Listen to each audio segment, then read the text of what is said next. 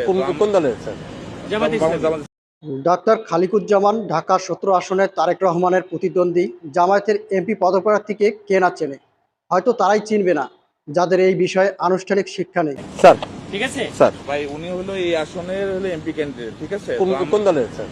জামাত ইসলামী। বুঝতে পারছি স্যার, আমাদের ক্যান্টনমেন্টের নিরাপত্তার সাথে এখন আছি ক্যান্টনমেন্ট এলাকার সেনাবাহিনীরা ভিডিও করতে পারেন, জনসাধারণের জন্য অনুমোদন নয়। আপনারা ভিডিও করতে পারেন, এটা মানলাম, কিন্তু সোশ্যাল মিডিয়ায় আপলোড করে কি বুঝিয়েছেন? স্যার আসসালামু ভিডিও আলাইকুম করো, স্যার। আমাদের গাড়িতে আটকেছে, তোমরা ভিডিও করো। এটা ভিডিও করো যে আমাদের গাড়িতে এখানে স্যার সরি স্যার, এখানে ক্যান্টনমেন্টে ভিডিও করা যাবে না কেন স্যার। আপনারা তো ভিডিও করতে কেন? আমরা তো কেন এই অধিকার আছে স্যার। বিষয়টা কেন করবেন? আপনারা দেশটাকে আপনার এখন প্রশ্ন হলো, যদি এইরকম কোনো ভিডিও সামাজিক যোগাযোগ মাধ্যমে প্রকাশ হয়, তাহলে তার উদ্দেশ্য কি? এটি কি কোনো নির্দিষ্ট পক্ষের সমর্থন বা অস্বীকার করার বার্তা দেয়, নাকি এটি নিরপেক্ষ কোনো প্রাতিষ্ঠানিক দায়িত্ব পালনের অংশ? বিষয়টি নিয়ে সাধারণ মানুষের মনে প্রশ্ন জাগতেই পারে, এবং এটি একটি যৌক্তিক আলোচনার বিষয়।